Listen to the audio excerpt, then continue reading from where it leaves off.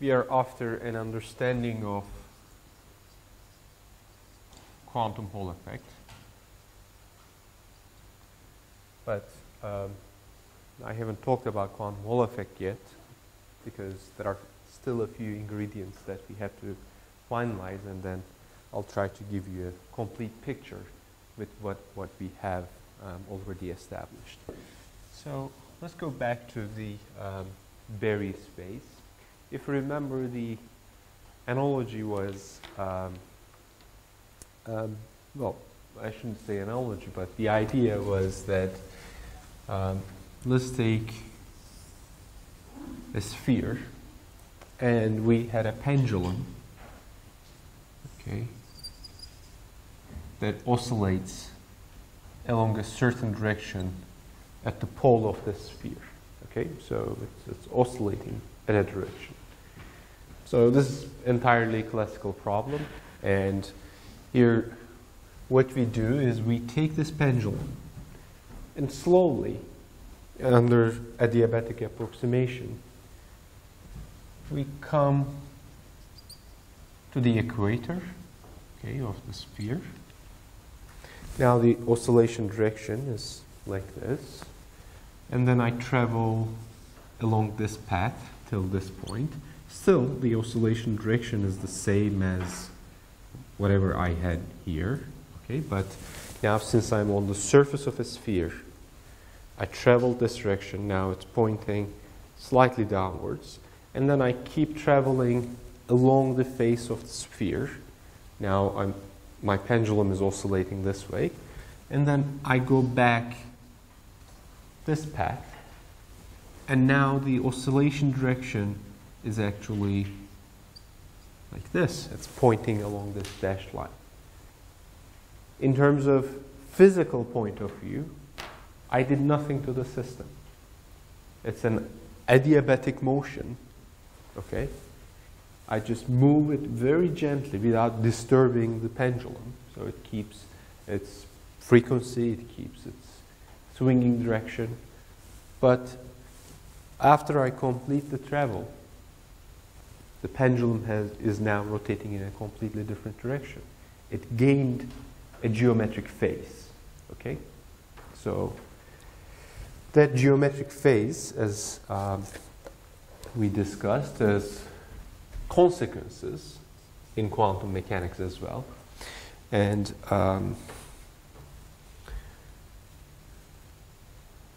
let me repeat this definition that I wrote at the last minute. A system which does not return to its original state when transported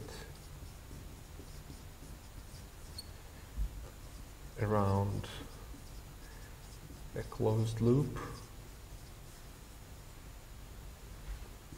is said to be non-holonomic. So this is the definition of holonomicity, and you can find examples of such systems everywhere. Now, if you look at the quantum mechanics of such processes, we'll see that so I have a final wave function, okay, phi n t. Let me distinguish it from the initial wave function that I'm going to write. Then I have theta of t. We have shown each of these elements when studying the adiabatic approximation. They are also indexed with n. And then we have the initial wave function of the system. And if you consider, this is called the dynamic phase, and this guy is called the geometric phase. And if you remember, dynamic phase is actually a function of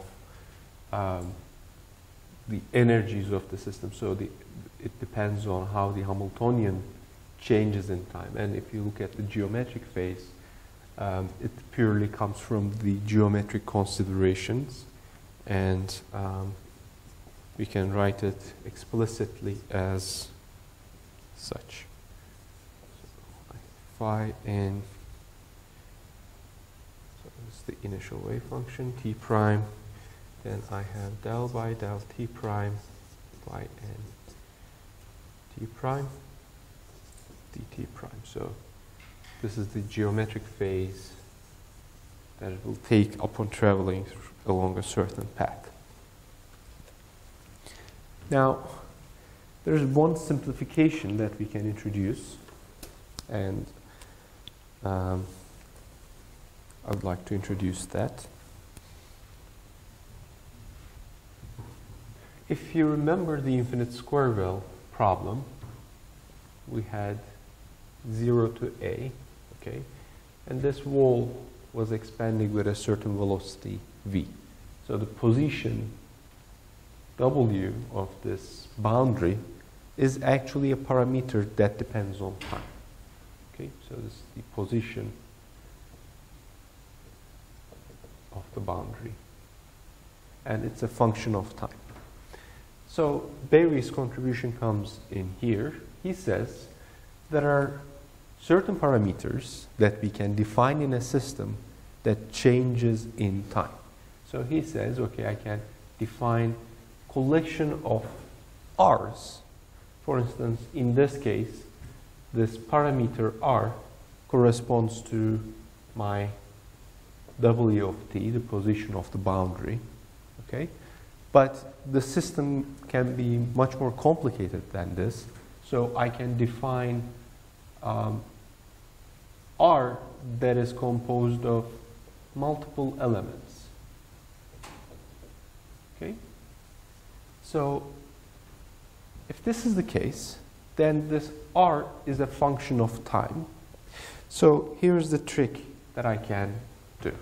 Now I, in a way, say that my wave function, this phi n of t, depends on time, okay, is same parameter RT in the Hamiltonian.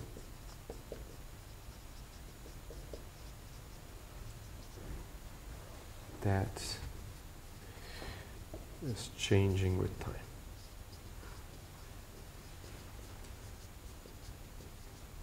Okay, so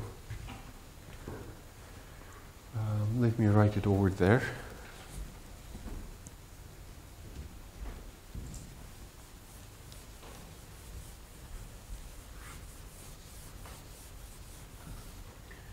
So I can write such an expression.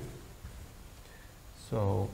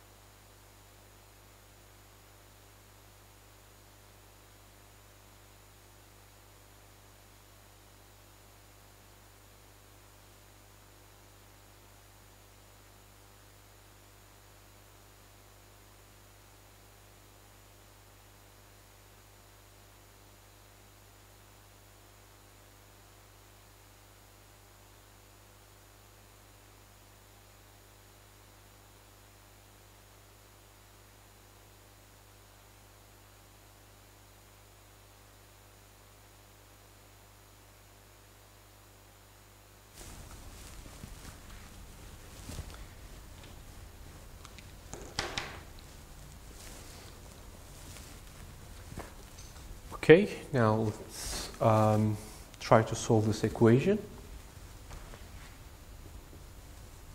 If you look at it, actually, there are quite a lot of simplifications that we can use. Now, I can write this as such. Then I have minus 2I beta d by d phi psi. And then I'm going to have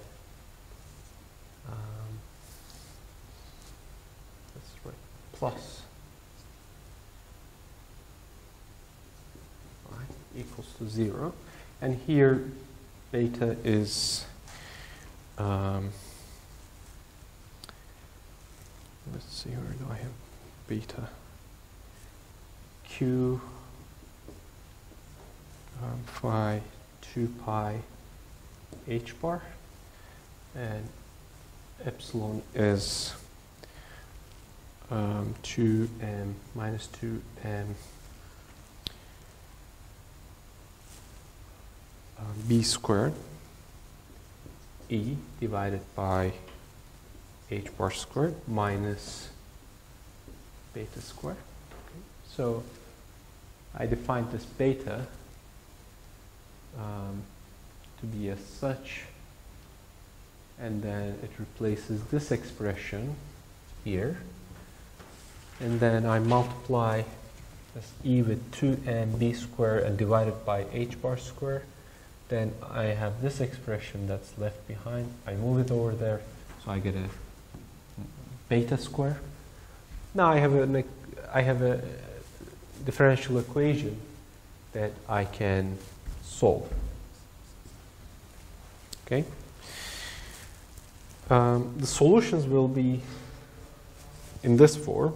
I'm going to have, I use so many a's, let me use c for this one. Some normalization constant, e to the I lambda phi. Okay, and here lambda is something a little bit more complicated. I have beta plus minus square root of beta squared plus epsilon, and if you like, it's easier to write it in this way, b over h bar square root of 2m e. Okay, so if you plug this in, you will see that it satisfies the above Schrödinger equation, both for lambda positive and lambda negative. So I can put an index here if you like. So I have, in essence, two solutions that satisfies the Schrödinger's equation.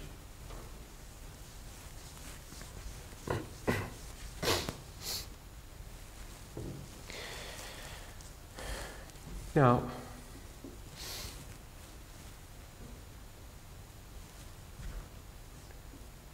my wave functions must satisfy this condition, right? Because I have a ring, then I have this center with the solenoid. So let's say I started from some angle, and let's define this angle. Let me choose a more arbitrary looking angle, phi. Let's say my wave function is this thing. So if I make a 2 pi turn, the ends of my wave function has to meet. So this is like an electron orbiting around the hydrogen atom, proton. Okay? So I have to satisfy this condition.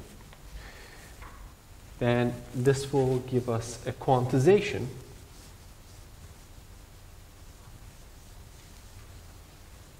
Okay? So that quantization rule basically tells me that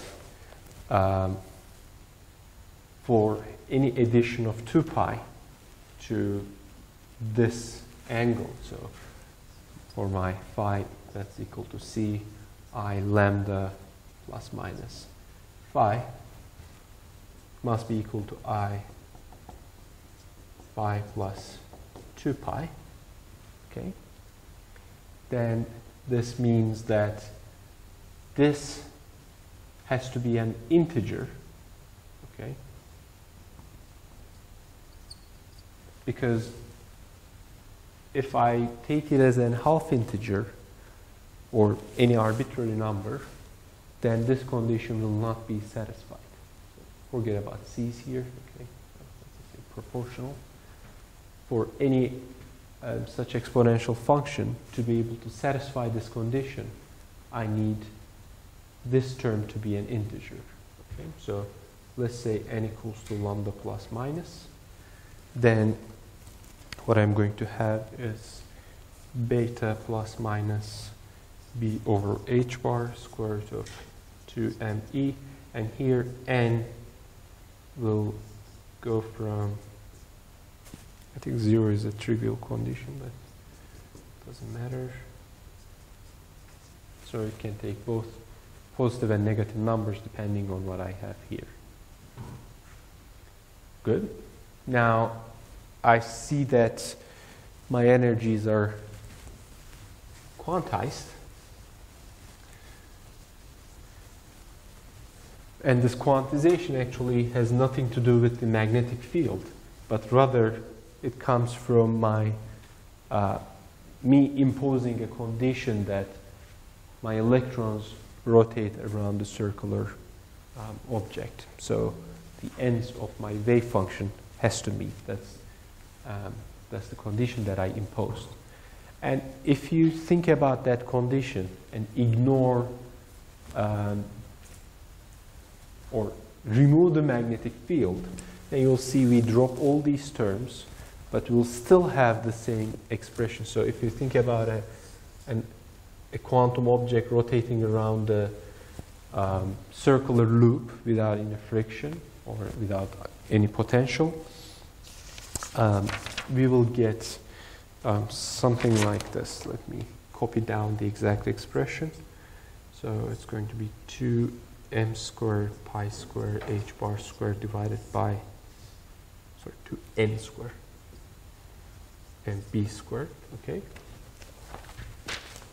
So this is the energy values for a particle that rotates around the bead. It's very easy to show that indeed this is the case. So there's a particle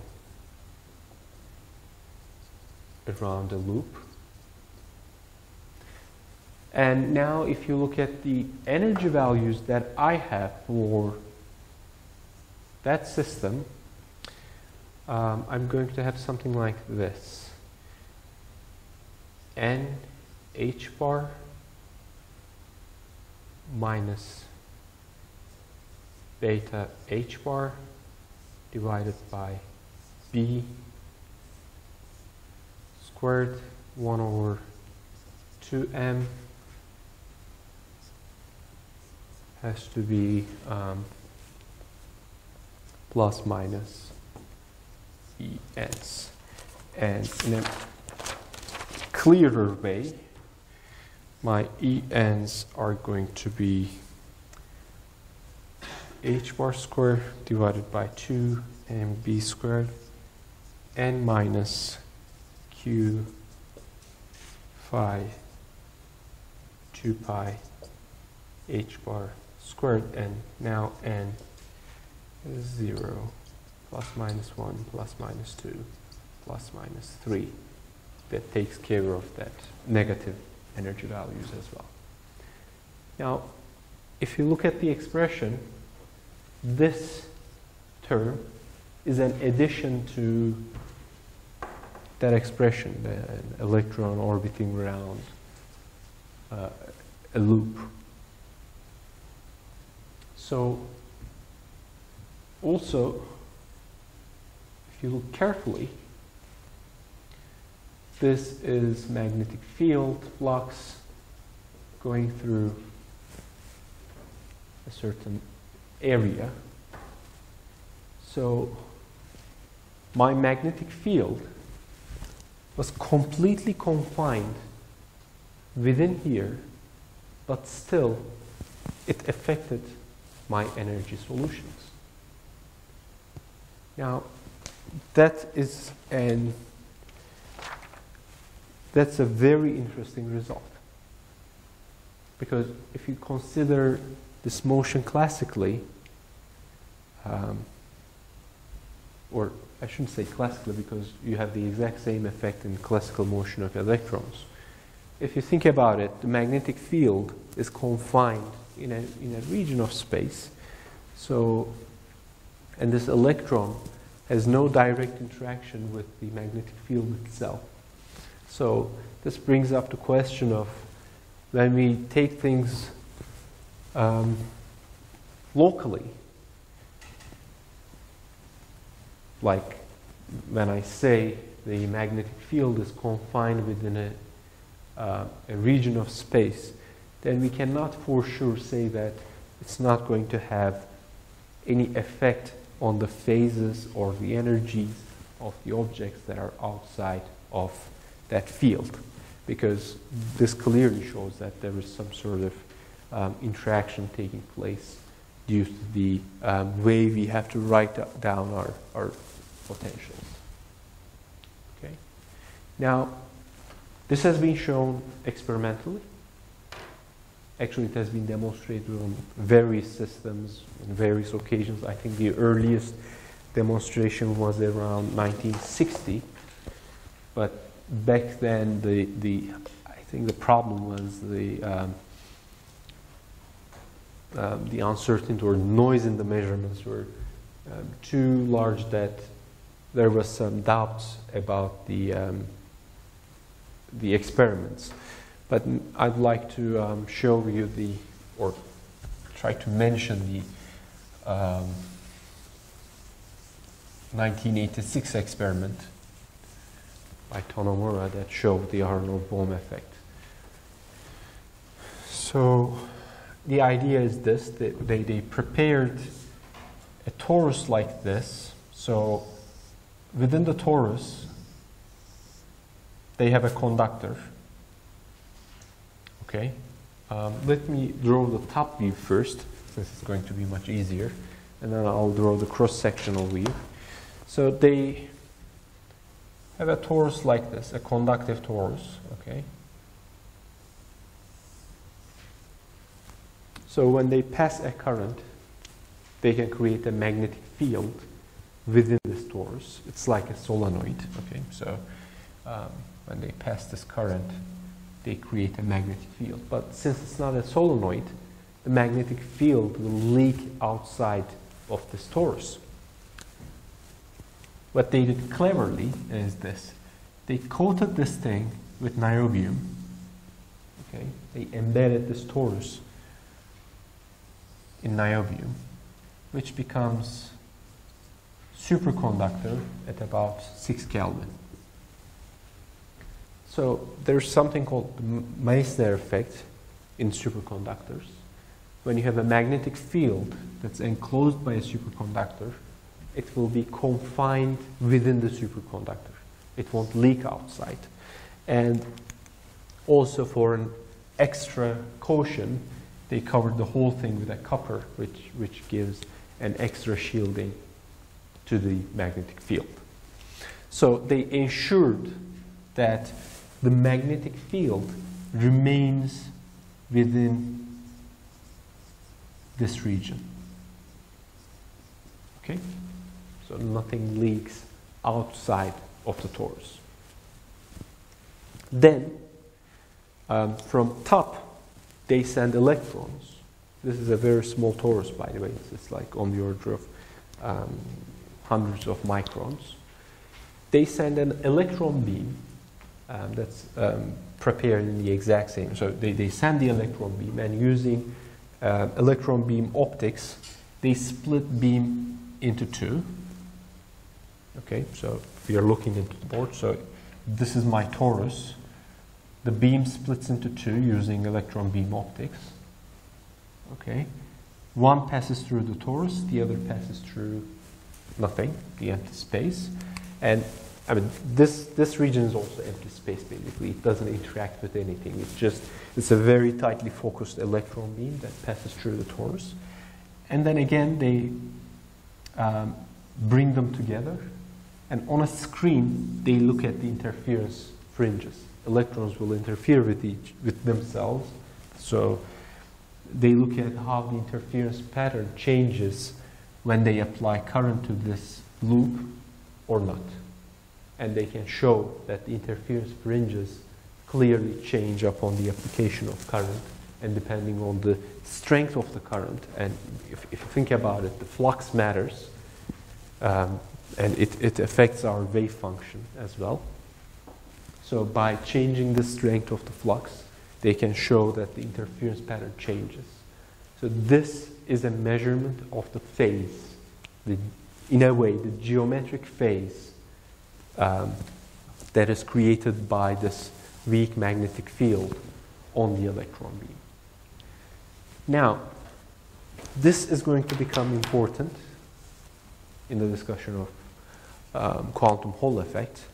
Now we are at the stage to introduce quantum Hall effect finally. After this long of preparations, I'd like to start our discussion of quantum Hall effect.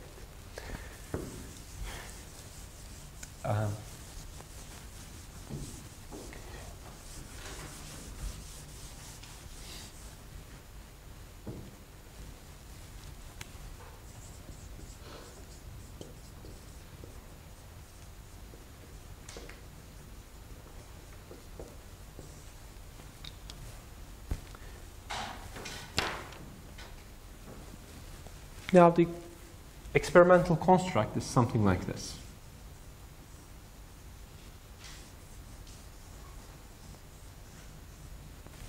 Actually, let me draw the original drawing by von Klitzing. So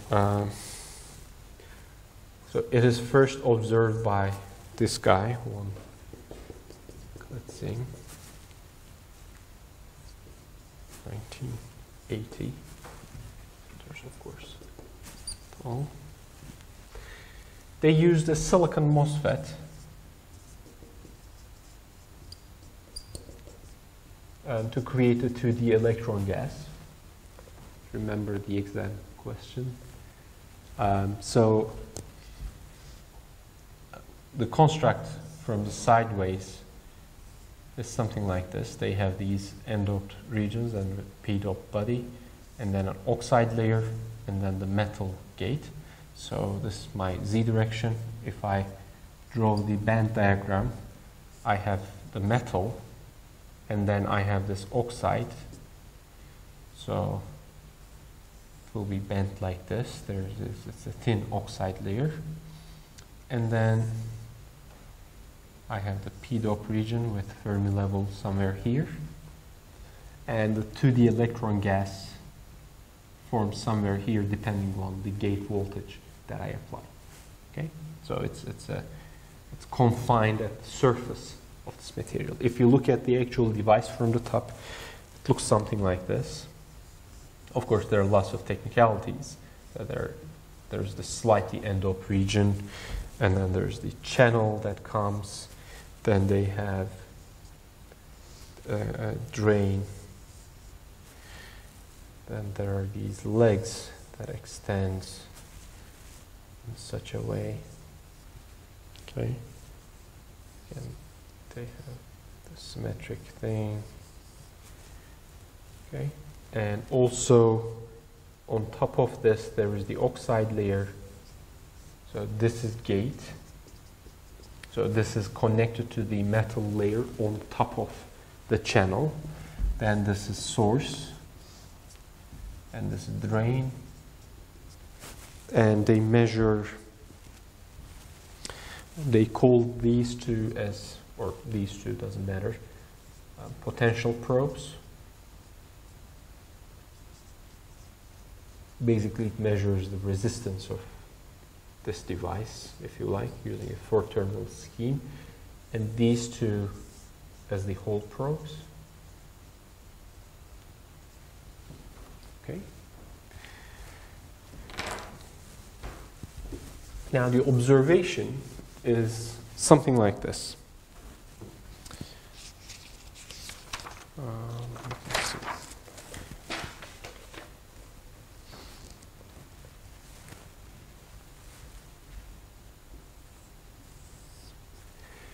when they measure these two terminals, so this is called RXY, this is what they observe. This is the magnetic field, okay? This is what they observe. And that's not an entirely surprising result. Okay, if you think about the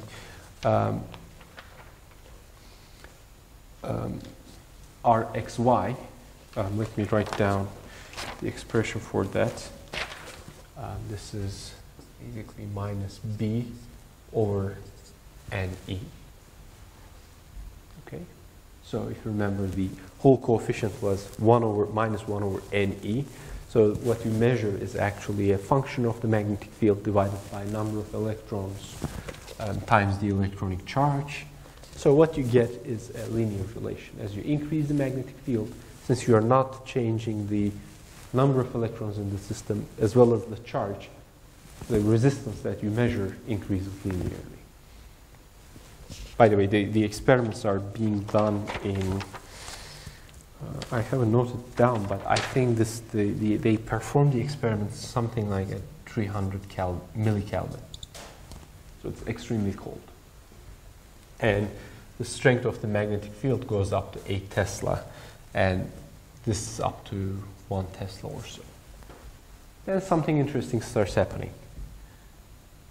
This, well, it's not that obvious in the beginning, but it starts doing something like this, and then it takes some steps as the magnetic field increases. It's not that regular, by the way. There are lots of shifts and so on, as we'll discuss the reason. It still follows this trend, but now there are sudden jumps and plateaus that are appearing in the system.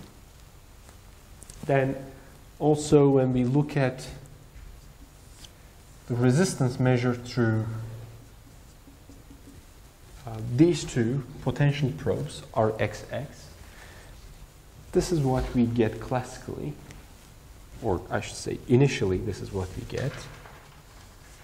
Okay, basically magnetic field does nothing, or just maybe a few wiggles to the sample, and then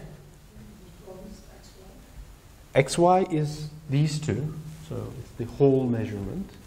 And when you look at this one, basically it's not affected by the magnetic field. It's just flow of electrons because of the applied potential. So this is the potential probe. Then it starts going down, and then the positions, so it goes down, it gives such spikes. Okay?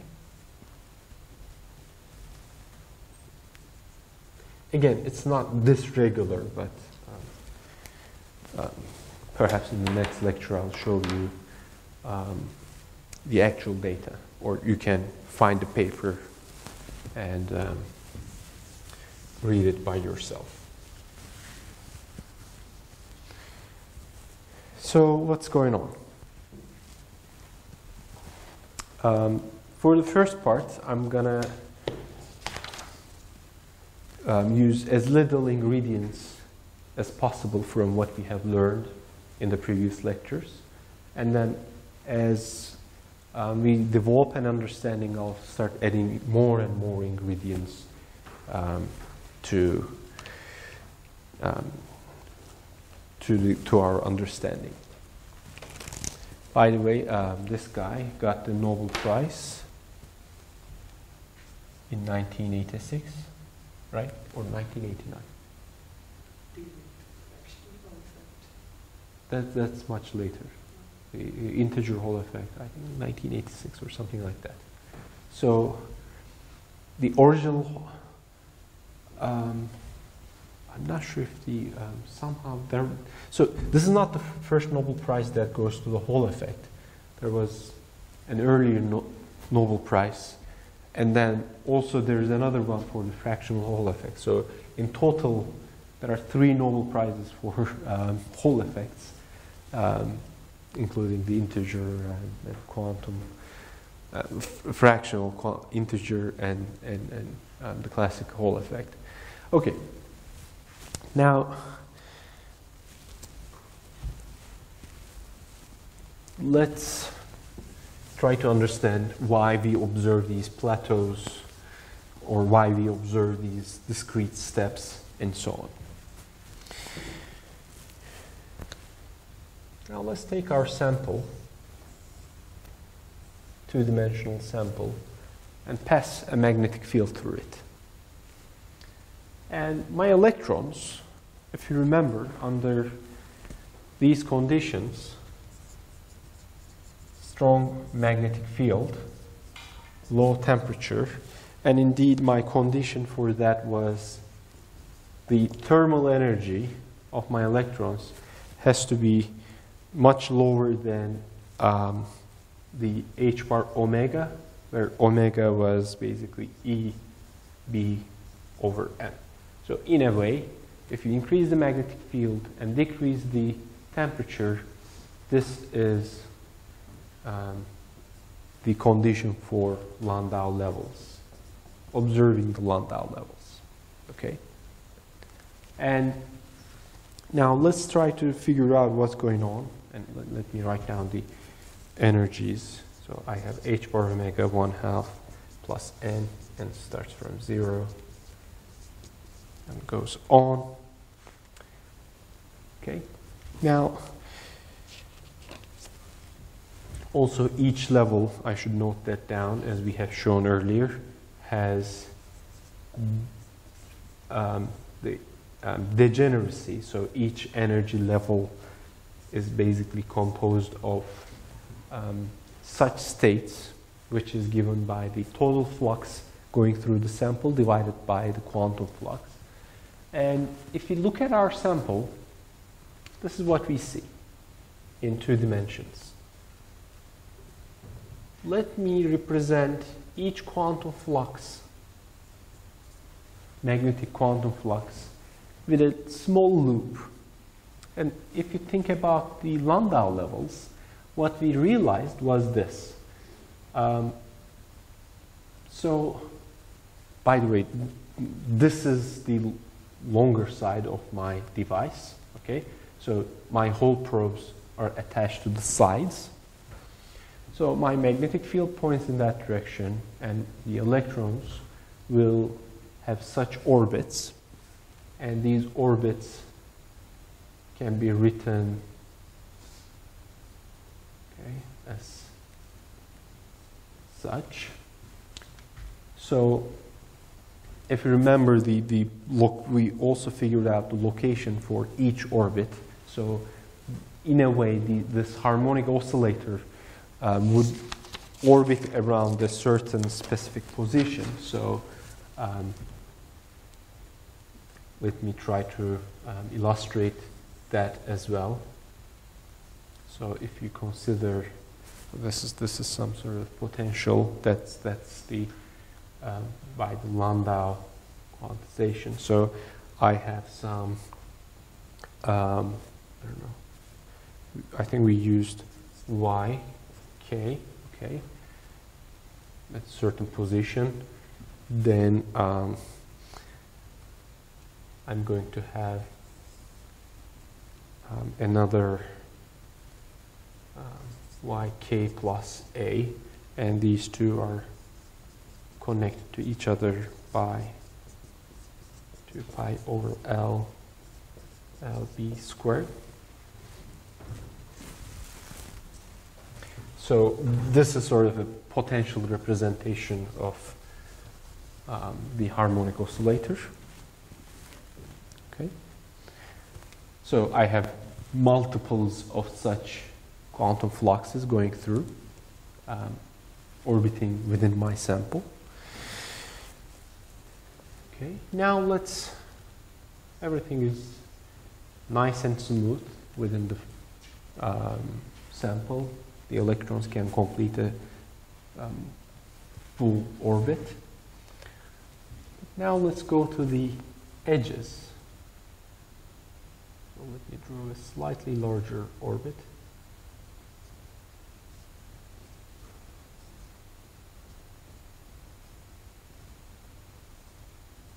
So at the edge of my sample, the electrons cannot complete one circle because this is the edge of my sample.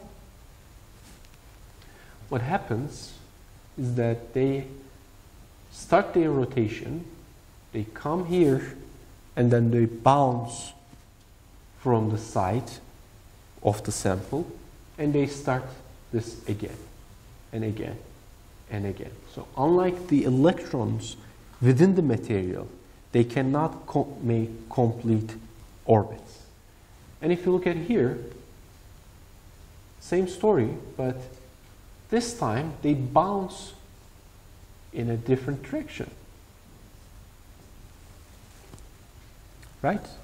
Just because of the edge being at the edge, here they rotate like this. So when you look at here, the bouncing will happen when they come to this point in this direction. And for these, they'll bounce when they come to this point. So they cannot make complete turns. And as we'll see, this plays an extremely important role in why we see this as well as these jumps. Because this by itself is an interesting result, but this is an extremely interesting result as well. My material becomes resistive, and then it becomes very conductive. It becomes resistive and very conductive. So we have to understand why these fluctuations also taking place. And as we'll see, these stuff play an important role here as well. So when I look at, if you like, the potential distribution of this system, potential energy distribution of this system, this is what I will see, sort of. Now this is my y direction.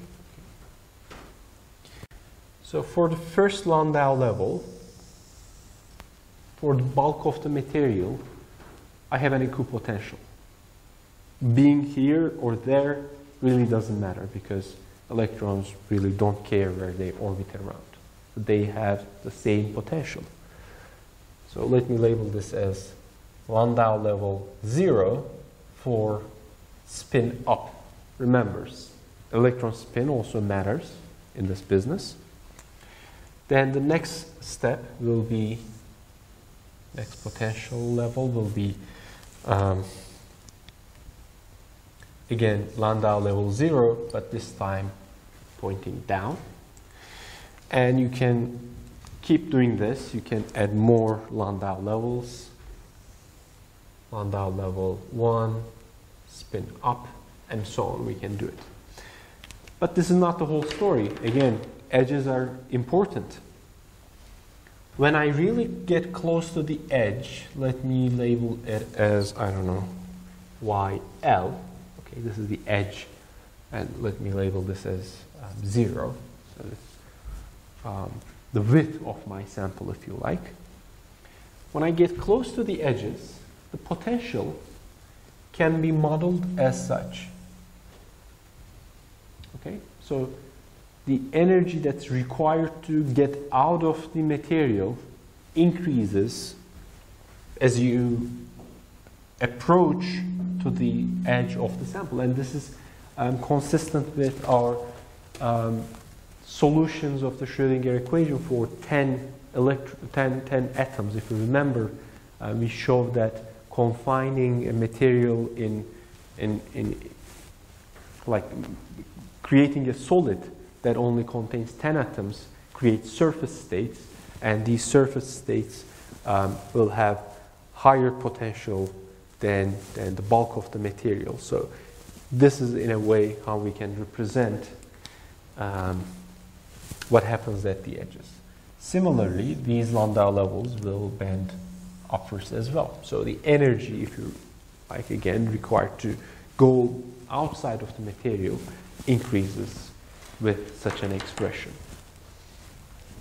Now, my Fermi level here is critical. I'm looking at a single edge now. The same thing also happens here as well, if you like.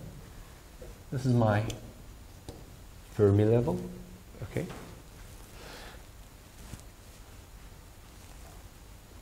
Now, this Fermi level, all these states are filled, and this is filled, but these Landau levels are unoccupied. Okay, let's keep that in mind. So I can define something called a filling factor. We already did that, but let me rewrite what filling factor is.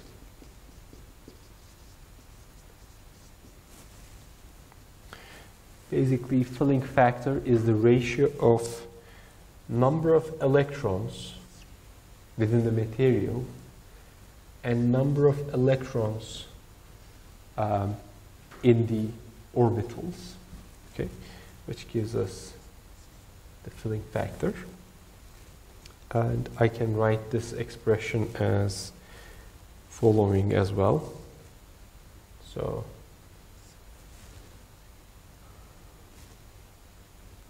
NE is, so this guy is the filling factor, and phi. And I know what this is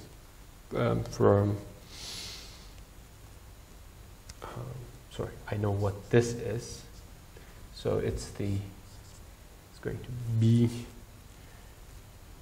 E over H bar. Since we are in 2 dimensions, density of electrons, I said number, but density of electrons is, there's no H bar, I'm sorry, it's H, is B divided by the quantum flux.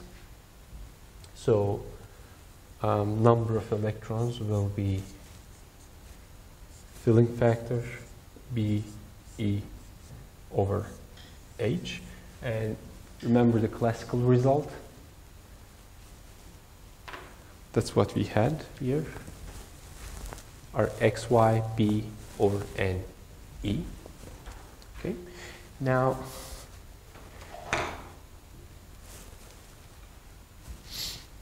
I can write this as such.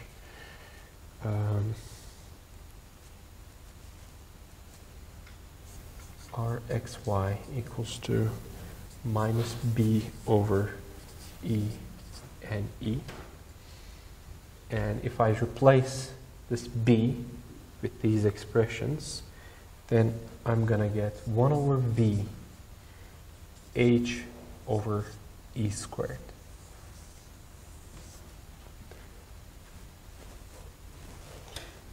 Okay. Now,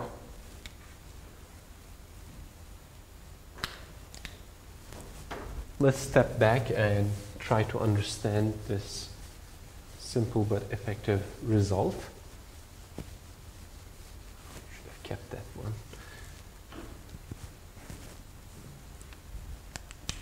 So what I define here is basically how the density of electrons that I have, which sort of defines my Fermi level, right? The more electrons that I have, it means the energy required to add 1 more electron will be higher, and number of electrons that are in these Landau levels will give me how many of these levels are filled.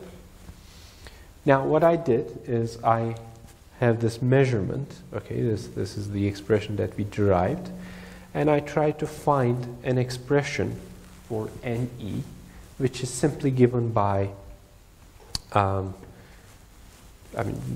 based on this definition, V times N phi. And number of electrons is given by the total area, surface area of the device divided by the quantum flux, okay, quantum of the flux. Then, since I'm in 2 dimensions, I divide this by A to find the density, which is B E over H. And then I plug this expression. Now I know I have another expression that relates NE to B. And I had the classical expression, which was also valid. So when I combine these two, this is what I get. And this tells me that Rxy is going to have in some multiples of 1 over V. So this is quantum of resistance. And that filling factor, as we'll see, for such a system is going to be an integer number, because let's think about it. I have my Fermi level here. So let's say I would like to add 1 more electron to this system. The minimum available energy is somewhere here. So when I add that electron, my Fermi level will jump to this level. Okay. So now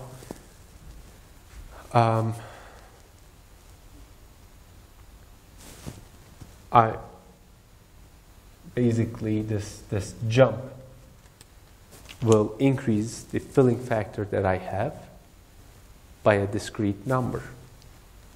Okay.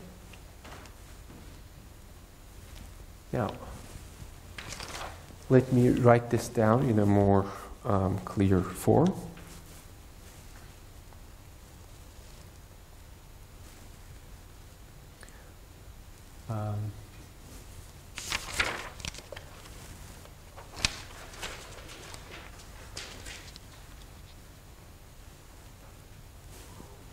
So let's say I have this material Y, okay, and my electrons, again, orbiting around as such.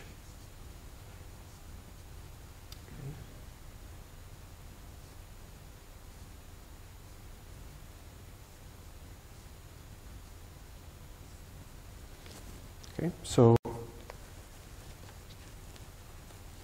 any addition that I make to the system, any electrons that I make to the system, if all these states are filled, let's say I started with LL0 spin up, and also let's say I have LL0 spin down, then the filling factor that I'm going to have is going to be 2, okay?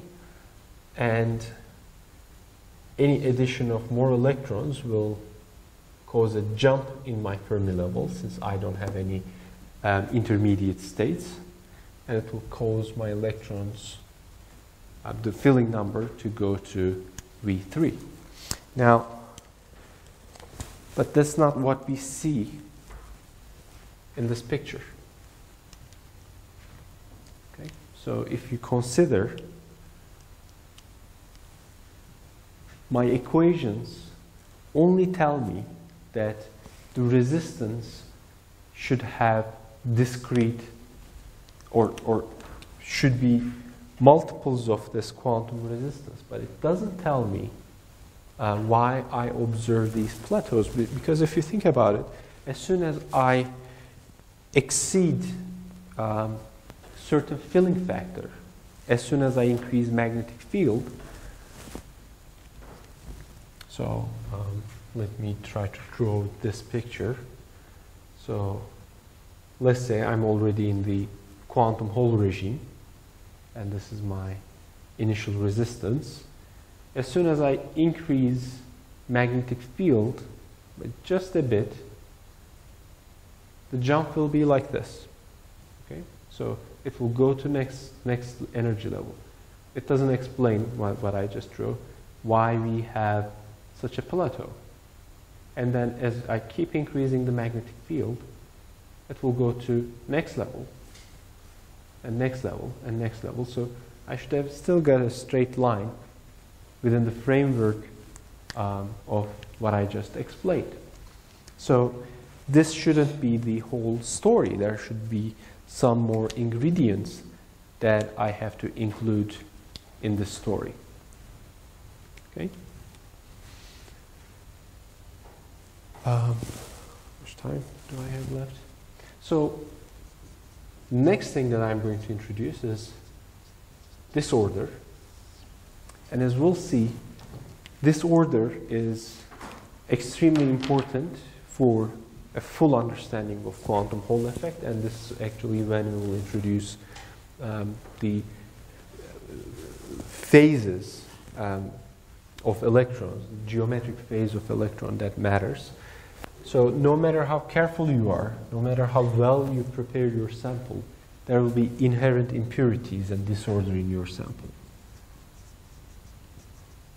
And these impurities actually are extremely critical for understanding of the results of quantum Hall effect measurements.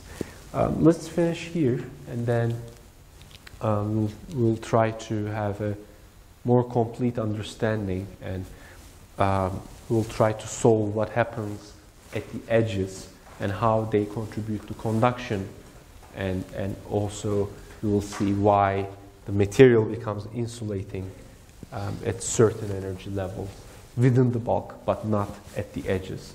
And we'll connect that to more interesting concepts like topological insulators and so on Tuesday. Any questions? All right. Thanks.